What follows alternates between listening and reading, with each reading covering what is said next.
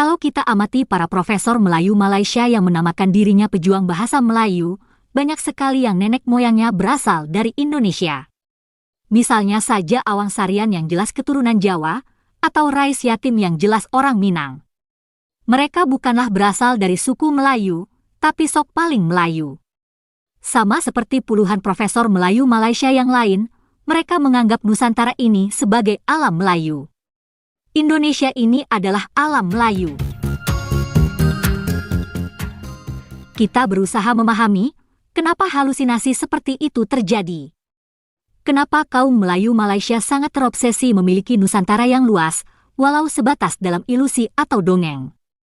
Jawabannya, mungkin karena nenek moyang mereka kebanyakan memang datang dari suku-suku di wilayah Indonesia. Nah, nenek moyang mereka itu datang ke semenanjung Malaysia sebelum Indonesia merdeka. Ada yang berasal dari suku Jawa, Minang, Aceh, Batak, Banjar, Bugis, dan masih banyak yang lain. Itu sebabnya, mereka merasa menjadi pemilik Nusantara pula. Mereka selalu terbayang-bayang kehebatan Nusantara di zaman dulu. Saking sukanya bernostalgia, kaum Melayu Malaysia lupa bahwa Indonesia sudah merdeka. Mereka mudah lupa karena memang tidak mengalami proses berdirinya Indonesia, proses revolusi Indonesia. Mereka tahu ada Sumpah Pemuda, ada bahasa Indonesia, tapi karena ingin menikmati nostalgia, mereka berusaha mengabaikan hal itu. Itulah sindrom aneh Melayu Malaysia keturunan Indonesia. Penyebab yang lain adalah konsep bangsa Melayu Malaysia sendiri yang aneh. Konsep bangsa Melayu muncul karena mereka tidak mau atau gagal membentuk bangsa Malaysia. Mereka lebih bangga disebut bangsa Melayu ketimbang bangsa Malaysia. Orang bukan dari suku Melayu pun disebut Melayu asal beragama Islam. Tentu saja, bagi orang Indonesia, mereka sebenarnya adalah Melayu palsu. Awang Sarian yang jelas orang Jawa misalnya, kok sok paling Melayu, dan pakai tanda. Tentu saja, perilaku Awang Sarian jadi bahan tertawaan orang Gunung Kidul, Boyolali, atau Ponorogo. Orang Ngawi pun akan ngakak sambil guling-guling melihat perilaku Awang Sarian. Halusinasi kaum Melayu Malaysia itu semakin menjadi-jadi, karena mereka kemudian memperluas konsep bangsa Melayu Malaysia yang aneh itu ke Nusantara. Hal ini dilakukan lewat dongeng ala Melayu buatan mereka. Dengan konsep ala Melayu ini, kaum Melayu Malaysia semakin merasa ikut memiliki Nusantara.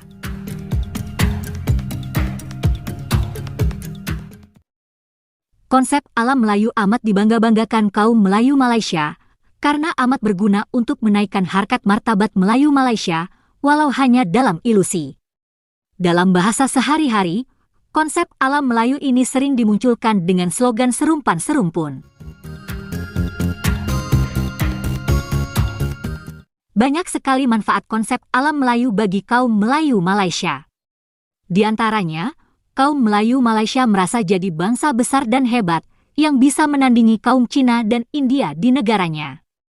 Kaum Melayu Malaysia pun merasa bisa menandingi kebesaran bangsa Indonesia. Karena, bagi kaum Melayu Malaysia, Indonesia hanyalah bagian dari alam Melayu. Lewat konsep alam Melayu ini, kaum Melayu Malaysia juga bisa menutupi aib bahwa sesungguhnya mereka dulu adalah pengkhianat Nusantara. Ketika Indonesia berjuang mengusir penjajah, kaum Melayu Malaysia dan raja-raja Melayu Malaysia malah memuja penjajah. Pengkhianatan ini amat menyakitkan bagi bangsa Indonesia hingga sekarang. Dengan konsep alam Melayu pula, kaum Melayu Malaysia merasa bahwa bahasa Melayu memiliki penutur hingga ratusan juta.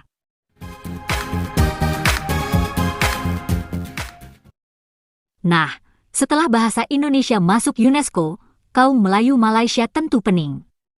Mungkin mereka mulai sadar bahwa kehebatan bahasa Melayu hanyalah dongeng. Karena yang hebat adalah bahasa Indonesia. Mungkin kaum Melayu akan sadar pula bahwa bangsa Melayu yang hebat juga hanya ilusi atau kisah masa lalu. Realitasnya sekarang adalah bangsa Indonesia yang besar dan hebat. kaum Melayu yang pintar mungkin akan segera menyadari bahwa selama ini mereka telah dibodohi oleh profesor mereka sendiri.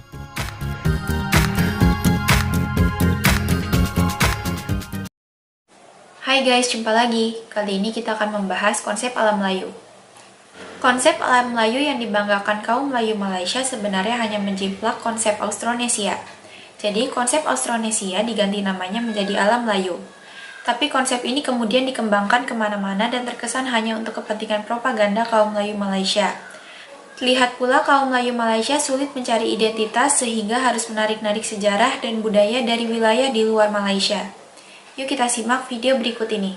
Bahawa alam Melayu yang dimaksudkan bukanlah Melayu yang kita tahu di negara kita hari ini. Tapi alam Melayu merupakan satu kawasan persempadanan yang besar yang mana ada berbagai kerajaan di dalamnya seperti mana yang kita tunjukkan tadi. Kita pergi kepada definisi yang pertama oleh Profesor Emeritus Datuk Dr. Nick Hassan Suhaimi yang menyatakan alam Melayu meliputi kawasan Madagaskar ke Tanah Melayu, Papua New Guinea, Australia, New Zealand, Kepulauan Pasifik hingga ke Taiwan. Alam Melayu tu daripada Tanah Melayu sampai ke Taiwan. Itu menurut Profesor Emeritus Datuk Dr. Nick. Kalau kita tengok pada peta ni nampak dia punya keluasan kawasan tu daripada sini sampai sini. Semua ini adalah alam Melayu. Alam Melayu. Menurut Profesor Emeritus Datuk Dr. Nick. Faktor geografi ya. Faktor geografi. Kita tengok ada tak ahli akademik yang lain ataupun tokoh-tokoh yang lain berkongsikan definisi beliau? Ada. Kita lihat.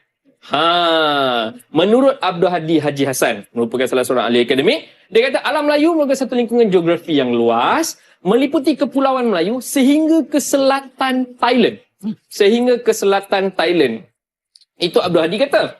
Kemudian kita tengok, ada tak lagi untuk geografi? Ada. Profesor Emeritus Tan Sri Datuk Pendeta Dr. Ismail Husin juga berkongsikan kita definisi bahawa dunia Melayu meliputi selatan Vietnam, Kemboja, selatan Myanmar, segenting Kra, Malaysia, Indonesia, Brunei dan Filipina. Masyhur. Yang terkenal, yang mesti diketahui.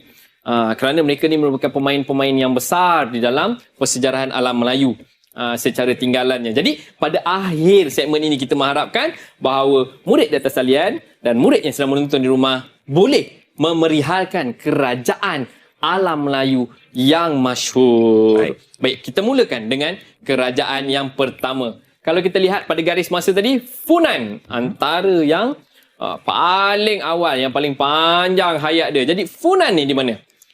Kita tengok. Kerajaan Funan berpusat di Vayadaputra. Diasaskan oleh Brahmin bernama Kaudinya. Kemudian beliau berkahwin dengan Soma, pemerintah wanita di Sungai Mekong dan membentuk kerajaan Funan. Ini di sekitar Vietnam. Tetapi dia punya kerajaan sampai ke selatan Myanmar dan Segenting Kra. Segenting Kra tu kat mana? Segenting Kra tu yang halus atas sikit daripada Malaysia, dah sampai ke Thailand tu. Tu Segenting Kra. Okey. Champa. Ini adalah kerajaan Champa. Kerajaan Champa kita tengok berpusat di Indrapura. Sekali lagi macam selalu dengar. Tadi Vidayapura, ni Indrapura. Ini yang dikatakan persamaan dari aspek bahasa dan budaya. Kita lihat. Diasaskan oleh Chulen pada 192 Masihi, sering berhadapan dengan serangan Dai Viet. Chulen berjaya membebaskan Champa dari pengaruh Cina. So, kawasan Champa ini tadi asalnya dikuasai oleh dinasti-dinasti Cina. Ada Sriwijaya. Kesannya Sriwijaya menguasai jalan laut antarabangsa iaitu Selat Melaka. Kita sebelum ni kita tahu Selat Melaka dikuasai oleh Melaka. Tak, itu dah kemudian. Sebelum itu Sriwijaya kuasai. Jadi Selat Melaka ni milik Sriwijaya ketika itu. Selat Melaka dan Selat Sunda menjadikan Sriwijaya kuasa perdagangan utama di alam Melayu. Kalau kita tengok kerajaan yang sebelum dia tadi menguasai laluan darat untuk sampai ke sebelah sini kerana dia kena lalu Segenting Kra tu, tapi untuk laluan lautnya, laluan airnya Sriwijaya yang kuasai Selat Melaka. Ia juga menjadi pusat pengajian agama Buddha. Itu sebab kalau kita tengok di Indonesia ini masih ada banyaknya candi. Betul. Candi-candi dan sebagainya. Merosot apabila diserang oleh tentera Chola dari selatan India pada tahun 1025. Dari Chola India. Kalau boleh buka lah Google Map tu, tengok Indonesia dengan India tu. Jauh tu, tapi dia datang dan takluk. Kita masih ada kerajaan Majapahit. Kita ada kerajaan Majapahit berpusat di kota Trowulan, diasaskan oleh Raden Wijaya dengan bantuan tentera Mongol pada tahun 1294. Nampak tak? Dah mula sebut Mongol. Mongol bukan dalam alam Melayu, tapi ada kaitan dengan kerajaan alam Melayu. Masyhur bermula dengan pelantikan Patih Gajah Mada. Selalu kita dengar Patih Gajah Mada sebagai Perdana Menteri oleh pemerintah Tribuana Tunggadewi. Beliau berjaya mengembalikan keamanan dan keselamatan Majapahit. Jadi beliau mula meluaskan kuasa ke timur Pulau Jawa, pesisir timur Sumatera, utara Sulawesi dan Kepulauan Maluku menjadi pusat perdagangan pada abad ke-14. Dan sudah pasti kemerosotannya apabila kematian Patih Gajah Mada. Begitulah guys, kerajaan-kerajaan yang katanya berada di alam Melayu. Kalau ingin netral, sebetulnya tinggal mengatakan atau memberikan judul kerajaan-kerajaan di Asia Tenggara, bukan di alam Melayu. Sebab kerajaan Majapahit misalnya, tak ada kaitannya dengan budaya dan bahasa Melayu. Terima kasih sudah menonton sajian kami, sampai jumpa lagi.